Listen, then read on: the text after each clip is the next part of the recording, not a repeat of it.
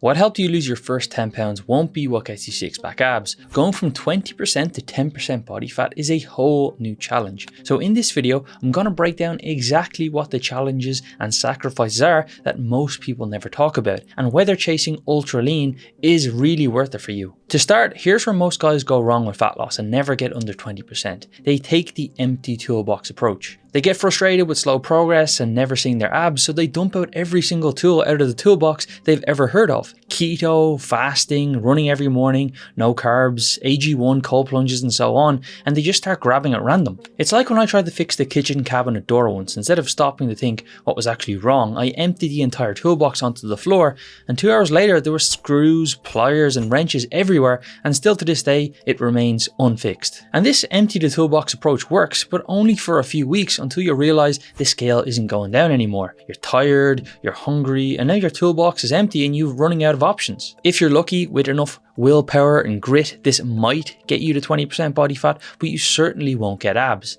This is the kind of approach that the guy in your office took who told you how he lost weight once but put it back on, all because of life. The guy who keeps kicking fat loss down the road because he thinks he needs to go all in. Now, if you're driven and have a positive attitude but are unsure of what you need to do next to finally get lean, then let's book in and have a chat. The link is down below the video and we can talk about working together one-on-one. Now, getting under 20% is when the whole game changes, and success beyond this point isn't about how many tools you use, but how well you measure the ones that actually work. The first phase is the commitment zone, going from 20% to 15% body fat, finally breaking into that healthy body fat range. For me, getting to 15% meant that my face looked a lot leaner and younger, my muscles looked more sculpted, clothes were tight in the right places, and to the average person, I looked ripped. My abs were popping through, but I wasn't quite yet the men's health cover model look yet. With that said, at this body fat, although I might be considered a healthy, normal looking dude, this was anything but normal, already leaner than 99% of other men.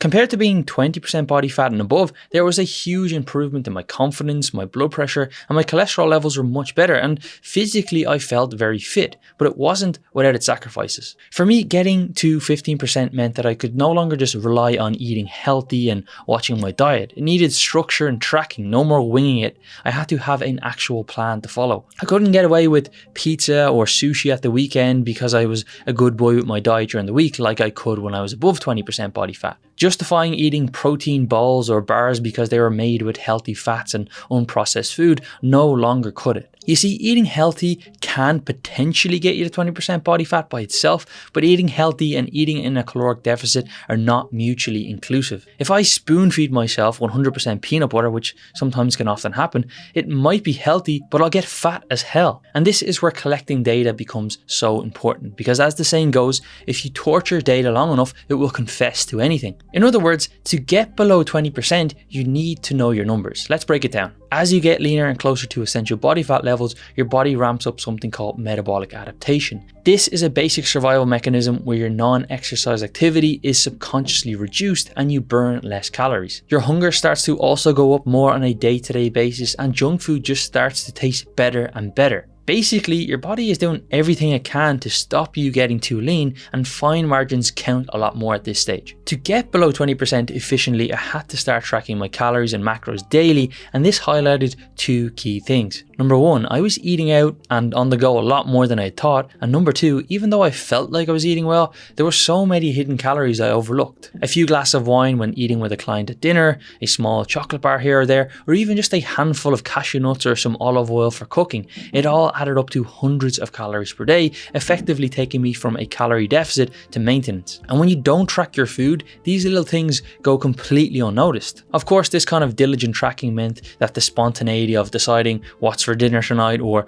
going for a drink with a colleague after work on a Thursday wasn't really a good option. Sure, I could fit these into my diet. After all, the pint of Guinness is only 200 calories or so, but with any fat loss phase, the goal should be to minimize hunger. And if you're eating sushi, chocolates and beers, it can be really easy to smash through your calorie requirements without feeling like you've eaten that much food at all. And the real uncrowned benefits of when I started tracking my food was that it encouraged me to be mindful when I was eating. It made me plan in advance, and it forced me to think about the grocery shopping so that I wasn't left with only junk food by middle of the week. So how do you start? Well, first, you need to know your calories. There's tons of calculators to estimate your maintenance, but honestly, none of them are that accurate. So the best way to figure it out is to track all of your food for 5 5 to 7 days using something like MyFitnessPal or MacroFactor, then track your body weight first thing every morning during that same period. And the key here is don't change what you are eating at all for that week, because it gives us a realistic idea of how many calories you've been eating on average each day. Not to mention, tracking is a skill, albeit not very difficult, but if you're trying to learn how to do that and then also change your diet at the same time, it can be very overwhelming for some people. So you look at your average calories that you consume per day, and then what happened with your body weight. If it roughly stayed the same, that's your maintenance. If it went down, you're in a deficit. From there, you can subtract 500 calories or so to give yourself that new calorie goal. If you lost more than a pound that week, then you can keep the calorie target pretty much the same. If you just come up with a random calorie number, that is going to be too high for some people and too low for others. I've seen guys at the same body weight who have drastically different calorie requirements. Now, most people won't want to do this because they are impatient and wanted results yesterday, but if you don't have the patience to collect a week's worth of data in spite of probably wanting to get lean for years, I promise you, you'll really struggle to have the patience to get abs. If you want a quick number, multiply your body weight in pounds by 11 to 12, and that's your starting calorie goal. But honestly, I don't recommend this because it's like throwing darts blindfolded. When you're following an unstructured approach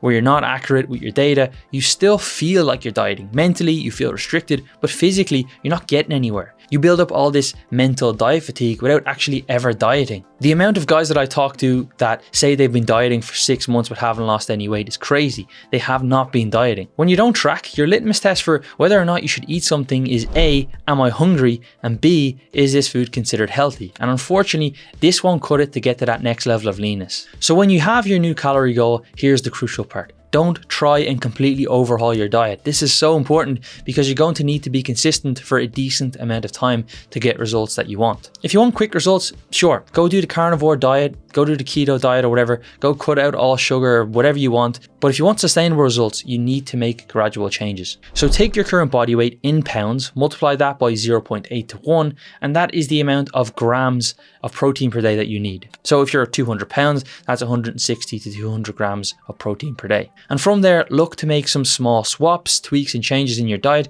to hit your new protein and calorie goals. That's all that you need to focus on. That might mean less peanut butter at breakfast, swapping out rice and dinner for some potatoes, or using an oil spray instead of pouring it on when cooking, or even adding in an extra protein shake per day. Doing a complete 180 on your diet from day one never ever works, I promise. So make it an actual plan. Do not play Tetris with your food throughout the day where you don't know what you're going to be eating at that next meal. That is a disaster and will either end up with you being really hungry at the end of the day or you way over consuming your calories. It also makes tracking your food this constant thing on your mind that always seems to linger. If you create a plan with the numbers that you have, you can set it and forget it. With these new changes, continue to track your body weight on a daily basis and observe the trends. With ongoing data, you're going to be able to make informed decisions because the data never lies. These are the exact steps that I took with my client Joe. He was training and eating consistently and he felt like he was doing everything right, but his data tracking was pretty much non-existent. When we started coaching and implementing a plan to begin measuring properly,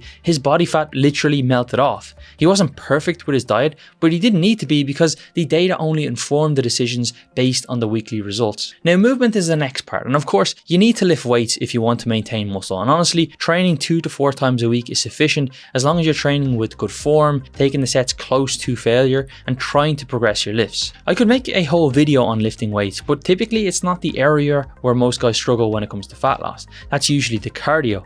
And honestly, in my opinion, walking is the best approach. Everyone always asks, can I not just run as it's quicker than doing steps? And the short answer is yes, but it's clear that these people don't realize that running requires showering, and as a result, it's way more difficult to break it up throughout the day. What are you going to do, like have 4 showers? It's also way more tiring than walking the equivalent distance. Now, a specific step goal is really individual, but for me to get to 20% to 15, I had to walk 12 to 15,000 steps a day. Yes, it is time consuming. Yes, it is boring. Yes, I had to wake up early before work and sometimes walk after work, but I don't make the rules of human physiology.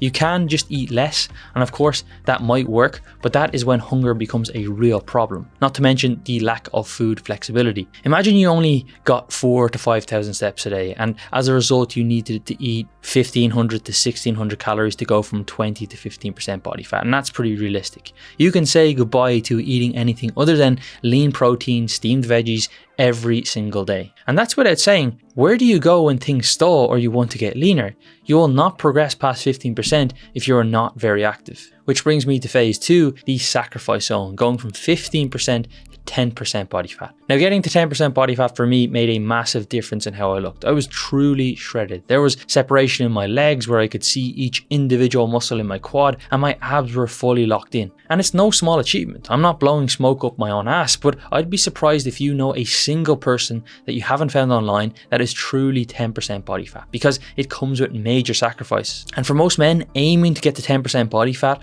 when they haven't yet hit 20 is like killing the goose that lays the golden eggs. Everyone wants the golden eggs, the abs, the veins, the low number on the scale, but they forget you have to take care of the goose first. If you start chasing 10% body fat before you've even built the habits to get to under 20%, you end up starving the system that produces the results in the first place. Going from 15% to 10% for me was significantly harder than going from 20 to 15. Every single input had diminishing returns. My metabolism adapted more, so I had to even eat less calories, my sleep was disrupted, my hands and feet were always cold, and my sex drive slowly became non-existent. I started to get overly focused on my next meal, even if I had just finished eating, and if I had to eat out at the weekends, salads with no dressing or boiled vegetables and protein were the only options that fit my calorie goals. At 10%, you don't just manage your calories, you meticulously have to plan your sleep, your recovery, and almost every other facet of your life. It's almost like a full-time job. My steps had to get up well above 16,000 on a daily basis, and this consumed a massive proportion of my day. Getting this lean is comparable to training for an Ironman. It consumes almost every free moment you have, both literally and mentally. Now, I'm not saying this to scare you off. If you truly want to get there, then I think you can, but you have to be willing to put in the work for a long period of time. Most influencers glamorize it and make it sound like it's all rainbows and sunshine. The result of that is that 90% of the men that I speak to who say they want to get to below 15% or towards 10% body fat like the idea of it, but the reality is they don't really want it. What they want is a fantasy, because if you want the benefits of something, you also have to want the costs. Otherwise, it's just a fairy tale. So what does it take to get to that next step, below 15% and towards that 10% body fat goal? Well, assuming you've already reached 15%, because if you haven't, then there's no point talking about this, the two biggest changes you're going to have to make are: 1, really focusing on minimizing hunger, and 2, moving more whilst also protecting your energy, which is super important. Now, the first part is really important because if you're starving, it will be next to impossible to stick to the deficit. And if you can't stick to the deficit, then you can't lose any body fat. So you need to focus on high volume foods like fruits and vegetables. It becomes way more important at this point than it was when you're getting to 15%. Not only because you're eating less food, but your body will also massively ramp up hunger. Essentially, every calorie has to fight for its life. At this point, you're even limiting certain types of fruits like pineapple or bananas, favoring berries and kiwis and melons simply because the calorie per gram ratio. I even started to eat sugar-free Jell-O on a daily basis and drinking Coke Zeros, even though I don't really like them, just to feel more full. I know keyboard warriors are going to start telling me how bad these foods are because of the minuscule amount of artificial sweeteners, but at this point, it's like running the last mile of a marathon. It does not matter how good your form is or how fast the pace is, you just need to make sure that you get over that finish line. You have to eat your meals at consistent times, and you need to have very similar sleep and wake times every single day, even at the weekends, because both of these massively can influence your hunger levels. The key is to find foods that you can easily repeat on a daily basis and not deviate much from them at all. The odd meal out here or there is fine, but again, you want to do your best for minimizing hunger, because if you're hungry going to bed, you will not be able to sleep, and then you're going to be even hungrier the next day. You're going to be moody, you're going to be tired.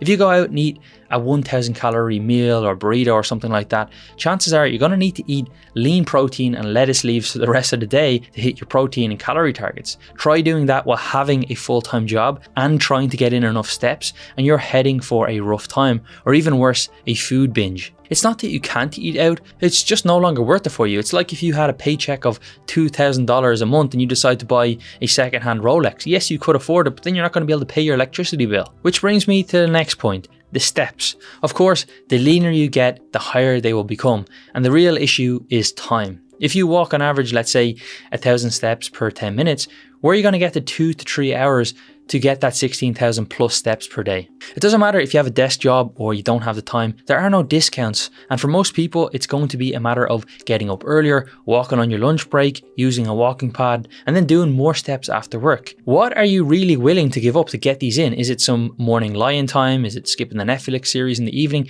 You need to ask yourself these questions because it won't happen from desire alone. And if you're not willing to do these things, then you don't actually want to get to 10% body fat. You just like the idea of it. At this point, it's no longer about balance. It is an extreme goal that very few people in the world ever achieve. And if balance is something that you need all of the time, then I say go aim for something like 20% body fat. Now, the upside of this being so relentlessly difficult is that it builds certain parts of your character. You get better at impulse control, you become a pro at delayed gratification, and you're able to persevere even when you want to quit, and these become extremely transferable traits to other areas of your life. Now, once you get to your goal, of course, it is going to be way easier to maintain it, and I personally prefer to stay around 14 to 15% body fat, as I find the balance of sacrifice and reward is a good trade-off. You might be watching and thinking that trade-offs for getting abs or for getting lean are just not worth it, and I make it sound like it sucks. And there are elements of getting lean that do, but you know what else sucks? Knowing that you want to get leaner and healthier, but constantly justifying why now is not the right time. By staying over 20% body fat,